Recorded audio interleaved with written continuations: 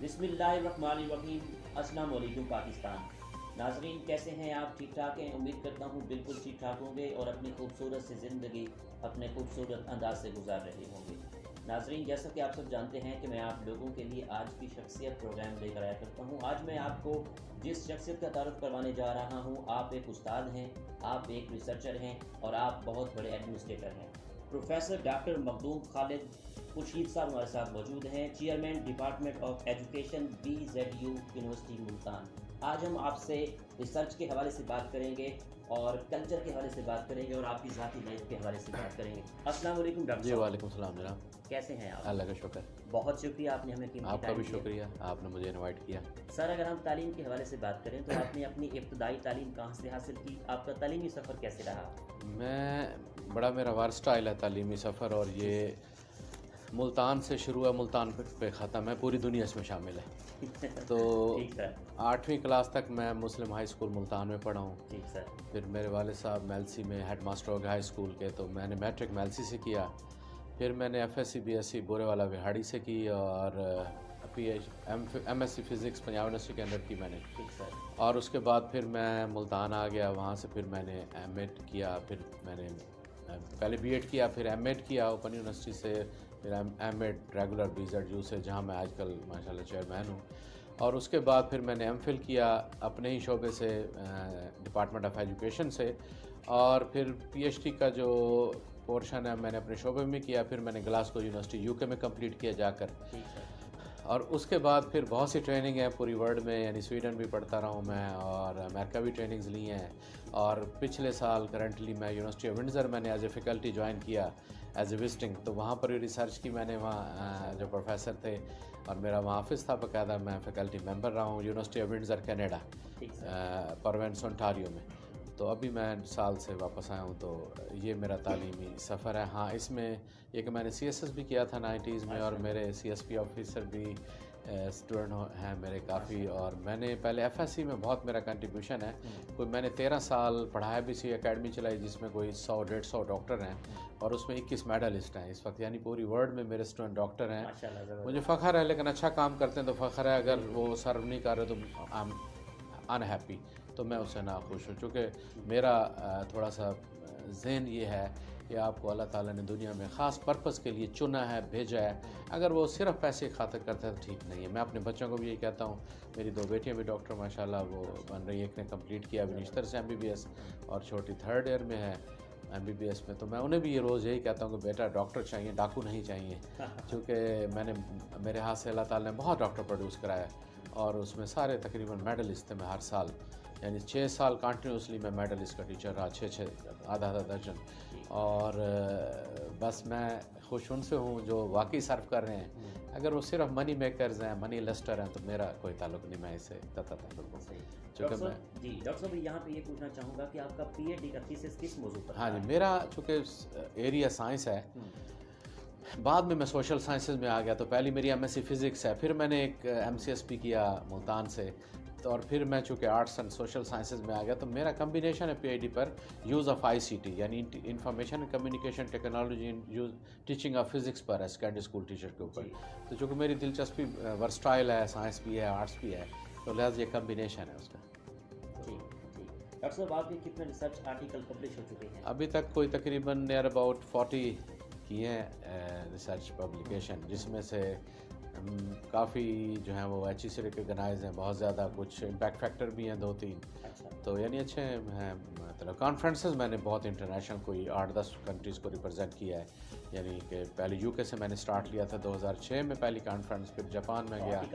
हाँ जी, पढ़े मैंने, पेपर पढ़े हैं, फिर चाइना में पढ़ा है पेपर, जापान में पढ़ा है, फिर मैंने इटली में जाकर पढ़ा है, फिर अमेरिका में हवाई में 2 दफ़ा मैंने जाकर पेपर पढ़े हैं। तो मतलब है कि ये सफ़र लंबा है, और जो अल्लाह ताला ने मेरे से कंट्रीब्यूट कराना था, जो मैं अपनी कैपेसिटी में कर सकता हूँ। इंसान तो इनकम्प्लीट है, वर्कर मैं अपनी ऑनेस्टी से कोशिश करता हूँ कि कुछ कंट्रीब्यूट करूँ सोसाइटी के लिए। ठीक है सर, यहाँ पे मैं ये चाहूँगा कि आपने जो आर्टिकल्स लिखे हैं, 1-2 का आप नाम भी मेंशन कर दें। हाँ, किस इसमें मौजू पर लिखे हैं? हाँ, इसमें शुरू में तो मैंने काम किया था पॉवर्टी एलिवेशन, गुर्बत का कैसे ख़त्म हो सकता है। फिर मैंने कुछ वोमेन के इमेजेस पर किया कि हमारी सोसाइटी में वोमेन को कैसे पोर्ट्रे किया जाता है। फिर मैंने मॉरल वैल्यूज़ पर भी किया।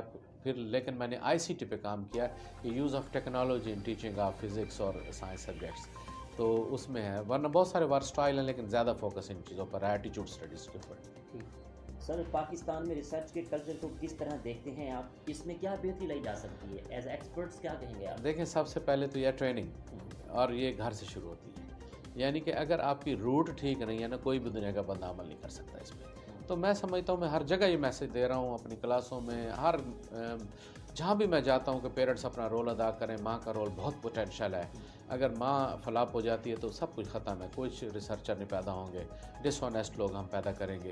تو ماں باپ کو چاہیے کہ اپنے بچوں کو دنیا کی محبت ان کے دلوں میں کم کر دیں۔ اگر آپ کے دلوں میں دنیا کی محبت کم ہو جاتی ہے، ہر چیز آ جائے گی، آپ ریئل ریسرچرز بھی ہوں گے، آپ ریئل ڈاکٹر بھی ہوں گے، آپ ریئل انجینئر بھی ہوں گے، آپ ہیومن بینگز بھی ہوں گے۔ تو اس کا مطلب ہے کہ ہمیں جو ہے وہ ٹھیک ہے، پیسہ کمانے کا میں اگینسٹ قطع نہیں ہوں، آپ کمائیں، تو اللہ تعالیٰ نے آپ کو ایک اپرچونٹی دی ہے، لیکن ہر چیز کا ایک مڈ ہوتا ہے، ایک اس کی لمٹ ہوتی ہے، یہ آزمائش ہوتی ہے۔ ہر کامیابی آپ یہ نہ سمجھے کہ آپ ٹاپ لیڈر، نو، ہر کامیابی آپ کی جو ہے وہ آزمائش بھی، امتحان بھی ہے، تو اس میں فیل ہونا اچھا نہیں ہے، پاس ہونا چاہیے اللہ تعالیٰ کی آزمائش سے۔ تو اچھے کام کریں اور دنیا کی محبت کو دل سے کم کر دیں۔ میں تو یہی میسیج دیتا ہوں نوجوانوں کو، اپنے بچوں کو میں خاص طور پر ڈیلی کی بنیاد پر کہتا ہوں کہ خدا رہے بچ جاؤ اس چیز سے کہ ہم تباہ ہو جائیں گے۔ ختم تو سب نے ہونا ہے، لیکن عزت سے ختم ہو تو اچھا ہے۔ ڈاکٹر صاحب، پاکستان کے PhD اسکالرس، ریسرچرز کو کس طرح کی ریسرچ کرنی چاہیے جس سے پاکستان کو فائدہ ہو ایز ایکسپرٹس؟ دیکھیں، اب دو پوائنٹ آف ویو آگے، ایک ہے جو نیچرل سائنٹسٹ ہیں، سپوز بایو ٹیکنالوجی ہے، بایولوجی ہے، کیمسٹری ہیں، فزسٹ ہیں، تو ان کو ایسا کام کرنا چاہیے کہ کوئی ایسی چیز بنائیں جو سوسائٹی کو فائدہ دے، یعنی کہ آپ کا نام ہو، پریکٹیکل آپ اس کا یوز ہو۔ اگر خالی خولی ریسرچ کرتے ہیں، پبلش بھی نہیں ہوتی، اس کا کوئی فائدہ بھی نہیں رہتا، تو ایسی صرف کتابیں ہیں جو کہ لائبریری میں ردی ہیں میری نظر میں۔ تو سوشل سائنٹسٹ کو ہیومن بینگز کے کریکٹر، ان کی ویلیو ایجوکیشن پر کام کرنا چاہیے، اچھے انسان پیدا کرنا چاہیے جو سوسائٹی کا مفید حصہ ہوں۔ اور وہ دیکھیں، لائف تو چھوٹی چیز ہے، بڑی نہیں ہے، اس کو آپ یہ ذہن میں رکھیں، تو کیوں نہ ہم اس کا پازیٹیو، اور یہ دنیا کریٹ میری نظر میں مثبت کاموں کے لیے کی گئی ہے۔ تو اگر آپ اپنے نوجوانوں کو یہ راستہ دکھا دیں گے کہ سچا راستہ اللہ کا راستہ ہے اور سچ کا راستہ ہے، جھوٹ نہیں بولنا، اور صبر کریں۔ صبر کی تلقین اتنی زیادہ ہے، اتنی قرآن آیات اور حدیث میں صبر کا ذکر ہے۔ میں سن رہا تھا ایک بندے کی بات کہ صبر اگر آپ کو آ جاتا ہے تو دنیا پیچھے چلے گی آپ کے، صابر ہو جائے، یعنی ان اللہ مع الصابرین۔ پھر آپ سورۃ والعصر میں دیکھیں، والعصر ان الانسان لفی خسر، تو اس میں بھی آپ دیکھ لیں کہ صبر اور حق کی تلقین کی گئی ہے اور اچھے کاموں کی۔ تو لہٰذا اس کو آپ سمجھیں، اس کو ڈیپلی، اس فلسفے کو سمجھیں کہ اللہ میاں کیا چاہتے ہیں ہم سے، کیونکہ دنیا کریٹو پازیٹیوٹی کی گئی ہے، لیکن ہم اپنے مال و دولت اور شہرت کے لیے سب کچھ ختم کرنا چاہتے ہیں، تو اٹس ناٹ گڈ۔ تو میں اس کے اگینسٹ ہوں۔ ڈاکٹر صاحب، پاکستان کے نظام تعلیم میں کیا مسائل ہیں، اس کو کس طرح حل کرنا چاہیے؟ دیکھیں، تعلیم کا سب سے بیسک سٹرکچر ہے۔ میں ابھی پرسوں ایک سکھ کی سن رہا تھا شیئرنگ، جو کہ کیمبرج یونیورسٹی لندن میں، وہ کہتا ہے میں واک کرتا تھا تو ایک انگریز روزانہ میرے سامنے سے گزرتا تھا مسکرا کے، تو چوتھے دن میں نے اس کو روک لیا کہ بابا جی بتائیں کہ یہ آپ مجھے کیوں مسکراتے ہیں؟ تو اس نے کہا بیٹھو، پھر میں تمہیں ٹائم دیتا ہوں۔ تو اس نے کہا کہ جو تعلیم ہے تمہارے بر صغیر میں، یہ 1830-29 میں ہی اس وقت جو ہے وہ 100% لٹریسی تھی ہر گھر میں۔ وہ کہتے تھے مندر بنتا تھا، مسجد بنتی تھی، گردوارہ بنتا تھا، اسکول بنانا کمپلسری تھا، یعنی ہر شخص پڑھا لکھا، ہر شخص، کہتے ہیں 100% اس زمان لٹریسی تھی۔ تو انگریزوں نے جب یہ کالونی اپنی بنانے کی کوشش کی تو انہوں نے ایک لارڈ کو یہ ایک کانٹریکٹ دیا کہ اس قوم سے تعلیم نکال دو۔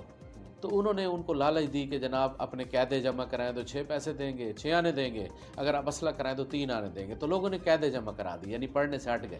تو انہوں نے ان کو پڑھائی سے ہٹا کر ان کو اس قوم کو معقوم بنا دیا، جیسے اب آپ دیکھ لیں کہ یہ سچویشن ہے۔ ہم فارن جاتے ہیں، فخر کرتے ہیں، حالانکہ ہم سے انہوں نے سیکھا ہے۔ وہ کہتے ہیں اس وقت وہاں انڈیا میں گھڑیاں بھی تھیں مدرسوں میں اور یہ گردواروں میں اور مسجدوں میں، یہ گھڑی سورج سے دیکھ کے کرتے تھے انگریز۔ تو آپ اندازہ کر لیں کہ کس طرح لوگ کام کرتے ہیں ڈسٹرائے کرنے کے لیے۔ یہ ہمیں سمجھنا چاہیے کہ ہمیں یہ آپ کو لالچ جو ہے نا، جیسے انہوں نے سکوں کا لالچ دیا، آپ دیکھیں یہ دنیاوی لالچ ہے جس کو میں بار بار ریپیٹ کر رہا ہوں، میں بھی آپ کو برا لگ رہا ہوں۔ ڈاکٹر صاحب، اگر ہم بات کریں انٹرنیشنل اور کانفرنس اور نیشنل کانفرنس کے حوالے سے، تو طلبات کو اس سے کیا فائدہ ہوتا ہے؟ دیکھیں، اس میں شیئرنگ جو ہے نا، انٹریکشن، اصل میں دیکھیں تعلیم ایک بڑا سست عمل ہے۔ اس پہ مطلب ہے کہ ٹینز آف ایئر لگتے ہیں کسی کو بنانے میں۔ تو لیکن یہ چھوٹی شیئرنگ آپ کے بڑی فائدے کی ہوتی ہیں. کوئی ایک کلک بھی کسی اسکالر کا, کسی نیک آدمی کا آپ کے دل میں دماغ میں چلا گیا تو دنیا چینج ہو سکتی ہے. لہٰذا یہ فورم پرووائڈ ہوں گے تو آپ سنیں گے نا لوگوں کو آ کر. تو موسٹلی آپ سنتے ہیں, باہر جا کے بھول جاتے ہیں. تو لیکن کبھی کبھار کوئی اللہ تعالیٰ کی طرف سے ایسی چیز آتی ہے جو آپ کی زندگی چینج کر دیتی ہے. تو نوجوانوں کو لیڈرشپ تو چاہیے نا, کہ ایسے لیڈرز جو اپنی زندہ مثالوں سے ان کو بتائیں اور ان کو قائل کر دیں اور وہ ان کی دنیا چینج ہو جائے, تو بہت بڑا رول ہے. تو یہ میڈیا ہے, کانفرنس ہے نیشنل انٹرنیشنل, تو اس میں لرننگ اور جو فرینڈشپ ہے اور جو کلچر ایکسچینج ہے وہ بہت زیادہ ہوتی ہے. اب جیسے میں فارن جاتا ہوں, مجھے کوئی ٹرپ یاد نہیں ہے کہ میں کسی فارن کانفرنس میں گیا ہوں اور دوست نام بنایا ہو اور وہ پاکستان نہ آیا ہو میرے پیچھے. ٹھیک, وہ خواہش کرتے ہیں کہ ہم نے آپ کے ملک میں آنا ہے, میری یونیورسٹی میں آ کے وہ ٹریننگز بھی دیتے ہیں. میں یہاں بھالپور بھی پچھلے سال آیا تھا ڈاکٹر گلین رائڈ آؤٹ کو, چونکہ پچھلے سال میں کینیڈا سے آیا تو میرے پیچھے آ گیا وہ ایسوسیٹین. تو یہاں پہ کانفرنس پہ وہ گیسٹ تھا ڈاکٹر گلین رائڈ آؤٹ. پھر میری یونیورسٹی میں ٹریننگز کی. تو پھر میں یو کے میں جس پروفیسر کے ساتھ 6 ماہ کام کیا, وہ 3 دفعہ پاکستان میرے گھر آ کے رہ چکے ہیں اور میری یونیورسٹی میں ٹریننگ دے چکے ہیں. تو یہ کلچرل ایکسچینج ہے, ورنہ ہمارے میں کیا ہے کہ لوگ ہمارے پیچھے ہیں. تو اس کا مطلب آپ اپنے ملک کو پورٹریٹ کرتے ہیں, اپنے کلچر کو پھیلاتے ہیں. میں تو اسی نیت سے جاتا ہوں کہ میں ان کو بڑا اچھا ان کے ساتھ ٹریٹ کرتا ہوں, ان کو ہر چیز کی آفر بھی کرتا ہوں اور ان کو اپنے ملک کا تعارف بھی کراتا ہوں کہ ہمارے یہاں بہت اچھے لوگ, بڑے نیک لوگ اور بڑے محنتی ہیں. تو وہ اٹریکشن کی وجہ سے کھینچے چلے آتے ہیں. بلکہ امریکہ کے ایک پروفیسر ہے, میں نام بھی لوں گا, ڈاکٹر جو بشپ, تو ہمارے گھر آئے. وہ کینیڈا میں ایک دفعہ کہیں بھٹک گئے تھے, کوئی ان کی گاڑی خراب ہوگی, میرے گھر سے 150 کلومیٹر دور. اچھا, تو میرا نمبر تھا لکیلی ان کے پاس, چونکہ امریکہ میں دوستی تو نمبر میں نے دے رکھا تھا. تو میں چھٹیاں گزارنے گیا بچوں کے پاس, تو صبح میسج آیا پڑا تھا کہ میری بیوی ساتھ ہے اور آپ کے کوئی 250 کلومیٹر گھر سے میری گاڑی بریک ہو گئی ہے, تو مجھے ریسکیو کریں. تو میں نے مسز سے کہا کہ یہ دوست ہے, انہوں نے ہماری امریکہ میں خدمت کی تھی جب ان کی یونیورسٹی میں ہم گئے تھے ٹریننگ پر, تو ان کو لینا ہے. تو میری مسز نے کہا چلتے ہیں. تو ہم کوئی 2 گھنٹے کی جا کے ڈرائیو کر کے ان کو ریسکیو کیا, واپسی پہ لے آئے, ان کو ایک ٹیکسی گاڑی ارینج کر کے دی تاکہ وہ اپنی گاڑی صحیح کرائیں. پھر گھر کھانا دیا. تو انہوں نے نا کچھ والیٹ کھولا اور اینڈ پہ مجھے کہنے لگے, mister Khalid I want to pay you dollars. میں نے ان کو ایڈریس کیا, میں نے کہا mister Joe, you are sitting in the Pakistani family and you are sitting in the Muslim family. We love our guest, it's honour for us, please keep your wallet in your pocket. کہ اپنا wallet جو ہے, اپنی جو dollar اپنی جیب میں رکھے.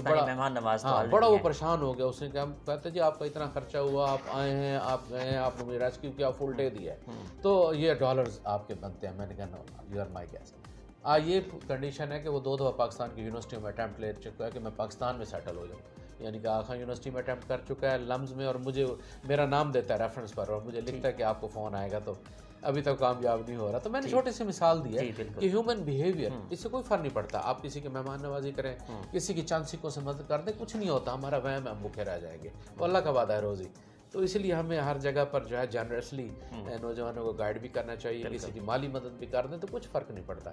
تو یہ ہمارا وہم ہے کہ ہم بھوکے رہ جائیں گے. نو, ایسا نہیں ہے. سر آپ فارن کنٹری میں رہے ہیں, 11 کنٹریز میں تقریباً 11 کنٹری وزٹ کر چکے ہیں. ان کے کلچر کو, پاکستان کے کلچر کو کیسے دیکھتے ہیں؟ دیکھیں, میں کہتا ہوں پاکستانی قوم نمبر 1 ہے. میں اس کی مثال دیتا ہوں آپ کو.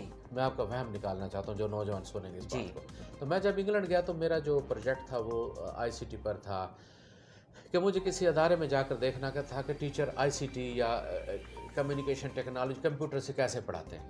تو میرے پروفیسر نے ایک اسکول جس کا نام بھی میں لوں گا, بات گیٹ اکیڈمی, تو اس میں مجھے جا کر اس نے چھوڑا, اور ایک فزکس کا بندہ مجھے دیا, مسٹر گیری, تو میرا ہوسٹ تھا, ینگ مین تھا. تو اس نے پورے دن مجھے اسکول میں کلاس روموں میں دکھانا تھا کہ اسمارٹ بورڈ یا کمپیوٹر سے کیسے ٹیچنگ کی جاتی ہے. تو اس نے مجھے کہا کہ جب لنچ ہوگا تو بریک ہوگی تو یہ آپ کو انٹرٹین بھی کریں گے, ٹھیک ہے نا, آپ بھی ان کے لیے سویٹس لے کر جائیں. میں نے سویٹس لی ان کے لیے لے گیا. جب 12 بجے لنچ کا بریک ہوا تو 11 لوگ بیٹھ گئے آ کر ٹی روم میں, میں بھی بیٹھ گیا. ٹھیک سر. تو ستم ظریف یہ ہے کہ جو میرا ہوسٹ تھا اس وقت, اس نے بھی اپنا باکس کھولا اور باقی 10 نے بھی کھولے اور سب کھانا شروع ہو گیا. میں وہ دیکھ رہا ہوں, حالانکہ وہ کافی کے وہ پڑے تھے جناب وہاں پر, کولر اور بسکٹ, ایوری تھنگ. پانی بھی نہیں میرے سے پوچھا. اس وقت مجھے اپنی قوم کا یاد آیا کہ وی آر گریٹ پیپل, کہ ہمارے پاس گیسٹ آتا 11 کے 11 پہلے اس کو کھلا لیتے پھر اس کو کرتے. تو وہاں پر مجھے فیل ہوا کہ ہمارا تو کلچر بہت رچ ہے, اور یہ کیا, میں بھوکا رہ گیا. 4 بج گئے, میرے برا حال. میں نے کہا پروفیسر لینے آئے تو میری جان چھوٹے یہاں سے. مطلب کسی نے پوچھا نہیں؟ نو, انہوں نے یہ نہیں کہا پانی پینا ہے آپ نے. نو, یہ سچ ہے. میں اچھا آپ کو بڑھا کر نہیں بات کر رہا. وہاں مجھے اپنی قوم کی تو بہت مثالیں میں نے چھوٹی سی دی ہے. 100 of example I can put from the foreigner. میرا ایکسپیرینس ہے کہ کینیڈا میں 4 سال رہے میری فیملی میں بھی رہا کچھ عرصہ. یہ تو ہم لکی ہیں اور سننے والے بھی ہاں یہ مطلب بات ہے کو سنیں گے. جی یہ ہماری قوم سے اوپر کی قوم نہیں ہے. میں اگر ان کو ڈائریکشن چاہیے, لیڈر چاہیے, ان کو ڈال دیا گیا پیسے کے لالچ میں کہ بس یہی ہے تو سب کچھ ہے. نو اسٹرانگ, یہ غلط ہے. میں بار بار اس پہ اسٹریس کر رہا ہوں, میں بھی برا بھی لگے میرا بار بار کہنا, تو وہم نہ کریں, روزی اللہ نے دینی ہے. تو لہٰذا ہماری قوم سے اوپر کی کوئی قوم نہیں ہے اگر ڈائریکشن چاہیے.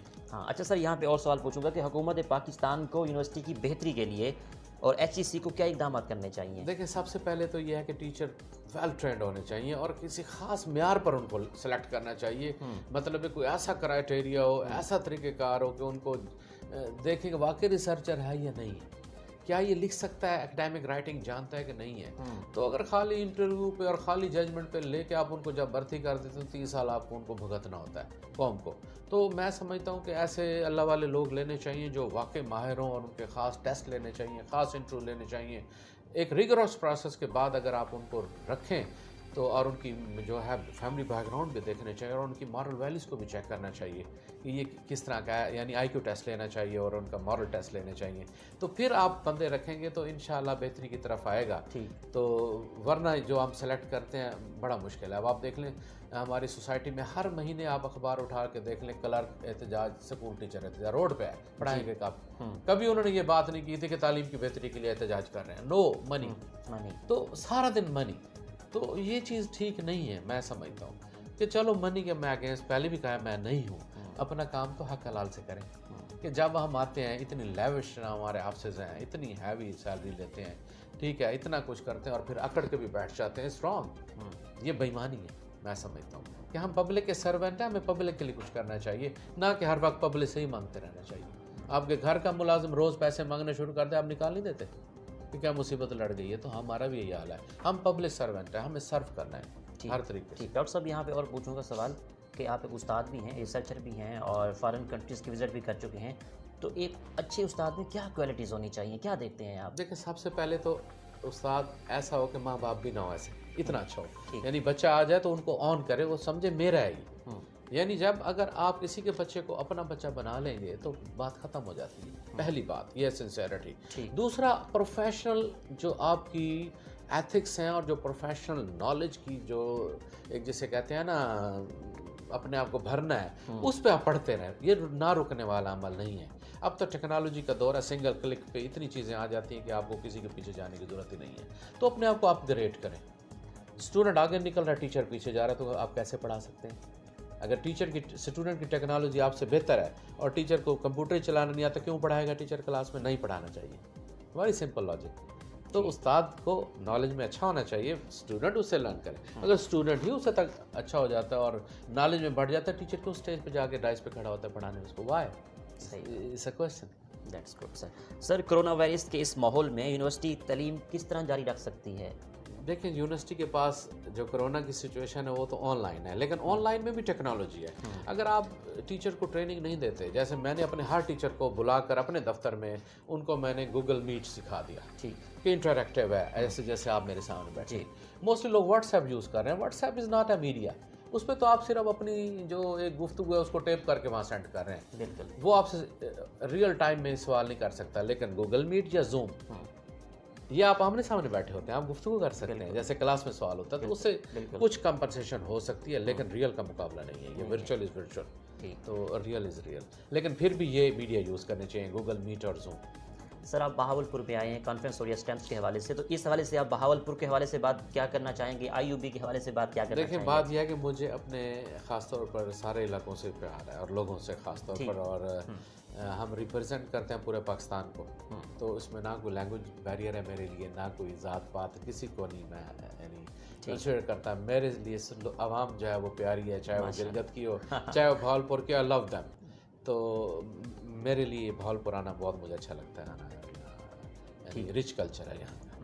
ادب کے حوالے سے بات کروں تو ادب سے کس حد تک لگاؤ ہے آپ کو؟ ادب سے میرا لگاؤ اتنا زیادہ تو نہیں رہا، لیکن جب FSC میں کر رہا تھا تو اس ٹائم میں بہت شعر یاد کرتا تھا تاکہ میرے ایسے میں نمبر زیادہ آ جائیں، اور میں بڑا سکسیسفل تھا. میں نے شعر یاد کرنے بڑے اچھے اچھے اور دوستوں کو سناتا، ریفلیکٹ کرتا تھا، اس سے مجھے حفظ ہو جاتے تھے. اردو میں نے سمجھا قسم کا بورڈ میں میری ٹاپ ہی پوزیشن ہوگی اگر میں اس کو ریسرچ کروں تو. وہ میں 146 اس زمانے میں لے گیا، آج سے 35 سال پہلے جب 120 لوگ لیتے تھے. تو ادب میں اس وقت میری دلچسپی تھی، میں بہت شعر یاد کرتا تھا. باقی میں اتنا بادب تو بے ادب نہیں ہوں، تو با ادب ہوں، لیکن وہ اس طرح کا ادب میں دعویٰ نہیں کرتا. یہاں پہ اگر کوئی شعر سنانا چاہیں تو شعر میں سمجھتا ہوں کہ ایک غالب کا شعر یاد ہے اس زمانے کا جو میں کوٹ کرتا تھا کہ ہم نے مانا کہ تغافل نہ کرو گے لیکن خاک ہو جائیں گے ہم تم کو خبر ہونے تک. ہاں جی ہاں، زبردست زبردست سر. ہاں شعر میں ضرور سنانا چاہتا ہوں. ہاں پنجابی ادب میں نے پڑھا ہے، پنجابی سنائیے جناب. تو اس پہ 2-3 شعر ہیں جنہوں نے میری زندگی چینج کی، وہ میں سنانا چاہتا ہوں. جی سنائیے. تو اس میں حضرت داتا گنج بخش کا ہی ہے اگر میں غلط نہ ہوں. تو پہلا شعر تھا کہ روٹی میری کاٹ دی، روٹی میری کاٹ دی، کاٹ مین خشک روٹی، لاوڑ میری بھوک کہ میری بھوک اتار دیتی ہے، جنہ کھادیاں چوپڑیاں گھنے سین گے دکھ. یہ وہی بات آ گئی کہ دنیا کی محبت، کہ جو دنیا کی محبت میں پڑ جائیں گے ان کو دکھ ہی آئیں گے. اور ایک اور شعر تھا ان کا کہ کوٹھے منڈپ ماڑیاں اس رہندے بھی گئے، یعنی محلات تعمیر کرتے گئے، کوڑا سودا کر گئے، کوڑا مین جھوٹا، گوری آن پے کہ آخر میں تو آپ نے قبر میں جانا ہے. تو ساری زندگی انسان مال بنانے پر لگا رہا اور اپنی قبر کو بھول گیا. تو یہ مجھے شعر جب میں نے 90 میں CSS کیا اور پنجابی میں نے آپٹ کی، تو ان 2 شعروں کو میں آج تک حافظ ہوں. اس کا آپ دیکھ لیں 30 سال ہونے کو ہے. اور مجھے یہ جو ہے نا بابا فرید اور حضرت گنج بخش اور میاں محمد بخش، ان کو میں نے پڑھا ہے، مجھے یاد آ گیا اور مجھے بڑا اپیل کرتے تھے ان کے شعر جو ہے. میں ان کو پریکٹیکل لائف میں اس کو کرتا بھی. جی سر، یہاں پہ میں ایک اور سوال بہت انٹرسٹنگ پوچھنے لگا ہوں آپ سے. آپ کی اس کامیابی کے سفر میں اساتذہ کا، دوستوں کا کتنا ساتھ رہا ہے؟ میں چاہوں گا مینشن کریں آپ. یہ سوال بڑا کریٹیکل ہے. میں سمجھتا ہوں کہ ایبسلیوٹلی نہ آپ کسی کو ڈینائی کر سکتے ہیں نہ کریڈٹ دے سکتے ہیں. یہ بڑا کمپلیکس ایک سوال ہے، لیکن پھر بھی میں ٹریڈیشنلی اگر کہوں تو ظاہر ماں باپ کی دعا تو پہلے ہے. بالکل ٹھیک ہے نا، پھر دوستوں کی، پھر آپ کی جو لائف پارٹنر بنتی ہے اس کا بہت بڑا رول ہے. میں سمجھتا ہوں کہ میری مسز کا مجھے پش کرنے میں بڑا ہاتھ ہے اور میں بھی اس کو پش کرتا گیا. میں جب ہماری شادی تو ہم دونوں ماسٹر ڈگری تھے، میں MSc فزکس تو میں اکنامکس تھی. تو ماشاء اللہ میں PhD اور پوسٹ ڈاک ہوں، وہ بھی PhD اس کی چل رہی ہے، تو میں اس کو بھی ڈیولپ کرتا رہا ہوں. تو میں سمجھتا ہوں کہ میرے بنانے میں میری فیملی کا ہاتھ ہے، میری لائف پارٹنر کا ہاتھ ہے، میرے دوستوں، میرے اساتذہ کا ہاتھ ہے، جو جن اساتذہ نے مجھے، جن سے میں نے کچھ پک کیا اور راستہ لیا. تو بلکہ میں نے زمانے سے سیکھا ہے، زیادہ اپنی فیلئر سے سیکھا ہے، اور لوگوں کو بڑا کلوزلی آبزرو کر دیکھا ہے کہ کون سے لوگ کامیاب ہیں اور کس طرح ہیں. تو اس طرح سے یہ سفر بہت لمبا ہے یہ کامیابی کا. بلکہ میں بلیو کرتا ہوں کہ دین اور دنیا دونوں پر، کہ خالی دنیاوی کامیابی کو میں نہیں مانتا. تو دین میں کامیابی ہو تو دیٹ از گریٹ. ڈاکٹر صاحب آپ کامیابی کو کیسے دیکھتے ہیں؟ آپ کی نظر میں کامیابی کیا ہے؟ کامیابی میں سمجھتا ہوں کہ اگر آپ اپنا کنٹریبیوشن جس پرپس کے لیے آپ دنیا میں آئے ہیں وہ فل کر لیتے ہیں. وہ پرپس کیا ہے؟ وہ پازیٹیوٹی ہے، لوگوں کے لیے مفید ہونا ہے، لوگوں کو نالج ٹرانسمٹ کرنا ہے، تبلیغ کرنی ہے آپ نے. اگر وہ کر جاتے ہیں آنیسٹی کے ساتھ اور اپنی گرومنگ بھی کرتے ہیں اور آپ کے انڈر جو لوگ پل رہے ہیں ان کو آپ دنیا کی محبت سے بچا لیتے ہیں اور ان کو آپ سیدھا راستہ دکھا دیتے ہیں، تو میں سمجھتا ہوں یہ دنیا کی کامیابی اور دین کے بھی ساتھ ساتھ آپ کامیابی کر رہے ہیں. تو چیریٹی کا میں بڑا قائل ہوں کہ آپ کو چیریٹی ضرور کرنی چاہیے. یعنی کہ ایک پڑھے لکھے انسان کو، کسی پروفیسر کو، ڈاکٹر کو جو ہے وہ ایک اچھا انسان ہونا چاہیے، کسائی کی طرح نہیں ہونا چاہیے. میں سمجھتا ہوں کہ آپ دینے والے بنے تو کوئی فرق نہیں پڑتا. جی ڈاکٹر صاحب، آخر میں دیکھنے والوں کو، سننے والوں کو آپ کا کیا میسیج ہے؟ ہاں، میں خاص طور پر نوجوانوں کو، پہلے میں نے صبر کی بات کی، میں اپنے بیٹے کو روز کہتا ہوں کہ بیٹا صبر پیدا کر لو اپنی زندگی میں. ہر دنیا تمہارے لیے بنائی گئی ہے، دنیا آپ کے پیچھے بھاگے گی. آپ کیوں دنیا کے پیچھے بھاگتے ہو؟ یہ تو بے وقوفی ہے. تو لہٰذا نوجوانوں کو کہتا ہوں صبر کریں. آپ صبر، صرف ابھی میں بات کر رہا تھا کہ صبر یہ نہیں کہ پانی صبر سے پئیں، یہ چھوٹی بات ہے. روٹی صبر سے کھائیں، چھوٹی بات ہے. صبر یہ ہے کہ کوئی برائی کی دعوت دیتا ہے اس کو ریجیکٹ کر دیں، یہ صبر ہے. آج کل میڈیا جیسے آپ کو بری چیزیں دے رہا ہوتا ہے اور ہم اشش کر رہے ہوتے ہیں، واہ واہ واہ واہ آپ جی بڑے اعلیٰ، آپ نے جناب جو ہے جوک بھیجا ہے فلاں ولگر. نو، اس کو ریجیکٹ کر دیں، کیونکہ دنیا نیگیٹیوٹی اور بحث نہ کریں. بحث نہیں، اس کو انکریج نہ کریں، اس کو ریجیکٹ کر دیں، اس کو کلوز کر دیں، اس کو دیکھیں نہ. یہ صبر ہے. تو جب نوجوانوں میں اگر آپ صبر کی تلقین کر دیں اور صبر پہ پہنچ گئے تو سمجھے اللہ کو آپ نے ساتھ ملا لیا ہے. ان اللہ مع الصابرین، کہ صبر کرنے والوں کے ساتھ اللہ ہے، کسی انسان کی ضرورت نہیں. بہت شکریہ آپ کا، آپ سے بہت کچھ سیکھنے کو ملا. Thank you very much. شکریہ جناب، تھینک یو ویری مچ. آپ کا بھی، آپ نے مجھے اس قابل سمجھا کہ میں میری گفتگو کو آپ کیچ کر سکیں. Best of luck. Thank you sir. جی تو ناظرین، آپ نے آج کی شخصیت پروگرام سنا. اسی کے ساتھ اپنے میزبان احمد محمود کو اجازت دیجیے. اللہ حافظ، اللہ نگہبان. پاکستان زندہ باد.